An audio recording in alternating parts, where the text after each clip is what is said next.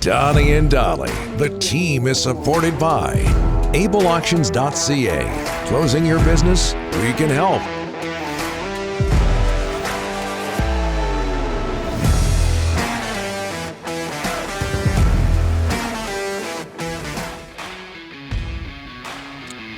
Just ahead of Jeff Paterson, one of our two guests of the day, a reminder that our title sponsor is Able Auctions. If you own or manage a business anywhere in BC and thinking of closing, let the experts at Able Auctions help to get your business assets sold. Email sales at ableauctions.ca, sales at ableauctions.ca. We hope to get in that news from Able Auctions later on in the show. If not, tomorrow as we bring in from Sekeres and Price. Jeff Paterson, how are you, sir? I'm good, Donnie, and I just want to note all this talk about uniforms and looks and everything else. Please let the record note that I am wearing a collar today. Sekeres didn't like the fact I wore a T-shirt on your show last week and told me about it, which is, there's a couple things. One is, I didn't realize I had to run wardrobe through him before I appeared on your show. Yeah. But also, he's watching your show, so that's a good Wow, we know that. Jeff, it doesn't matter what you wear, you look great. You look sharp. Great. What do you make of all this trade speculation regarding JT Miller? Well, I think it comes with the territory, doesn't it? When you're a team that has 3 wins in its last 13 games and you're spinning your wheels and the market is essentially on fire, I'm not surprised that other general managers around the National Hockey League are making phone calls to see what's going on, to check in with the Vancouver Canucks. And if they're not doing that, they're not doing their job. But I certainly hope that we're not at that point, 19 games in, where there's a panic trade coming just to try to shake things up. JT Miller would have lots of interest around the hockey world. He should. He's their leading scorer. A lot of nights he is their best player. But, I just don't think 20 games into the season that most teams are looking to make a blockbuster deal. So, are you looking to trade with another team that's in a similar boat that, has to shake things up as well? Or if you're the Canucks, are you better off trying to grind this through until the trade deadline where some of JT Miller's salary has worn off, obviously. And also, I think there's probably more of a market that you could create a bidding war. You could get more teams involved for his services. And I'm picking JT Miller only because I think he's got some market value out there. Obviously, they're going to have to make a decision on JT Miller here in the next 12 months because after this year, he's into the final year of his contract. So I could get why teams were knocking on the Canucks' door looking for a JT Miller or that kind of player. But if they're trading at the 20-game mark, man, that just feels like an absolute panic move for an organization that can't afford to get any of these moves wrong. Like, if they decide that they're going to move off some of their best players, then they have to knock it out of the park, because if they're trading best players, guess what? It means we're right back to square one in this city, and that is building it back up and trying to start this whole process over yet again. Speaking of JT Miller, we've run a couple of clips on this show over the last week or so, after losses or the day after losses, whatever the case may be, him talking about the Canucks don't have to change much. He feels the system is solid. They just have to get some breaks. Do you agree with that? Well, they have to score some goals. Obviously, losing 1-0 allowed them to try to sell that they played well, and they did do some good things. But again, context matters. That was a Chicago team that had been beaten up the night before in Edmonton. They were down a defenseman on Sunday night, so they're playing back-to-back, and now they're down to 5 defensemen. And, the Canucks had 30 shots in the first couple of periods. And then what happened? In the third period the other night, it took them 15 minutes to get their third shot. So I think we're at a point in the season where trying to praise them for doing some good things against tired teams, that's not going to cut it. And, I understood where Travis Green was coming from post-game. He's not going to carve his guys after another 1-goal loss, but that's part of the problem too. They've been in a lot of these games, particularly the home games. Almost all their home games have been 1-goal losses.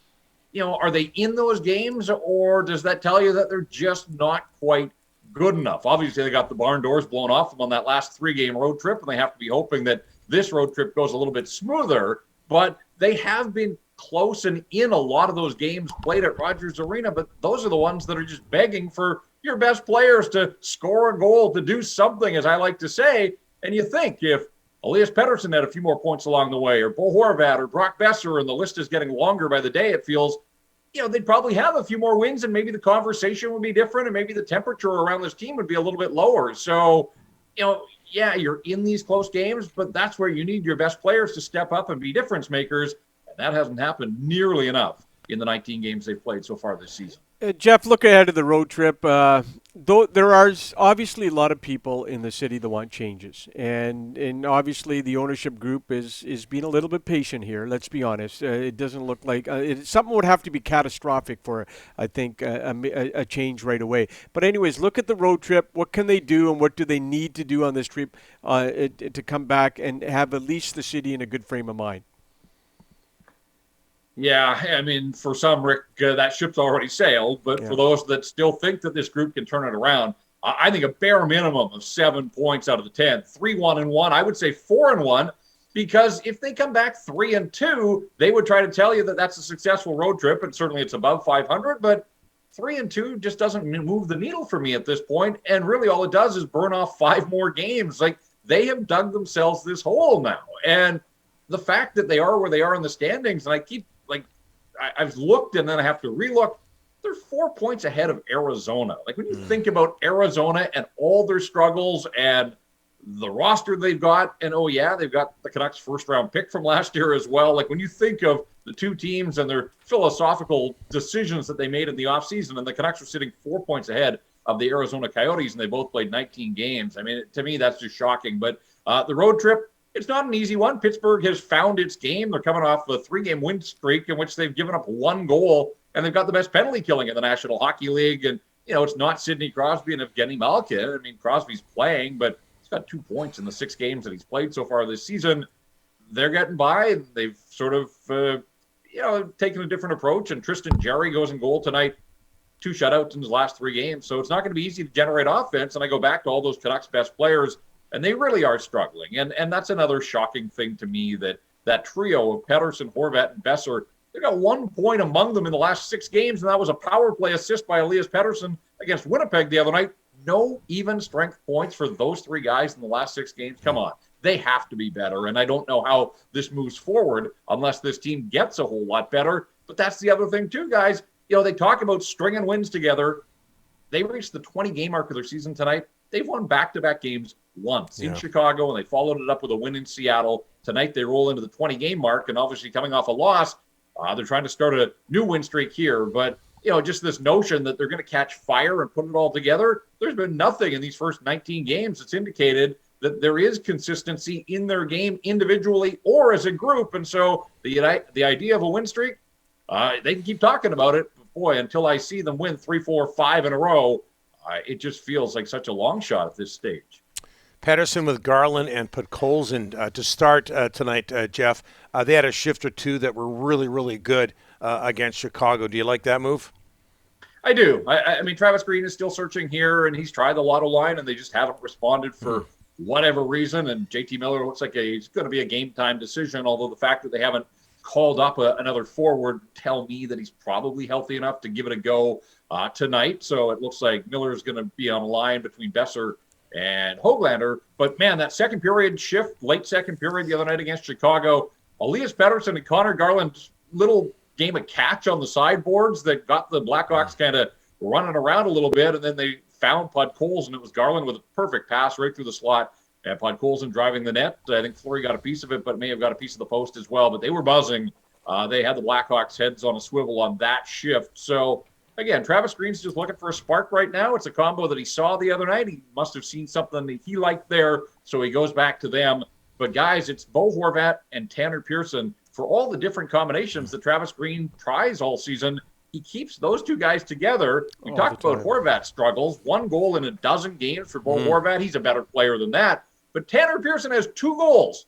2 goals on the season. One was a deflection in Chicago. The other was off his skate in Vegas.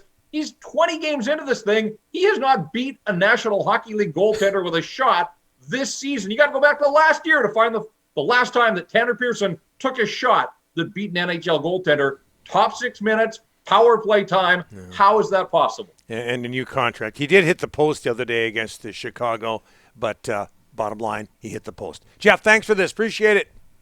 All right. Hope the caller worked out okay. Oh, it was just fun. The T-shirt was okay, too. Tell Sekeres to beat it. You know what? He's too involved. That guy petrifies the heck out of me. Anyways, that's why he does. Tell him to beat it.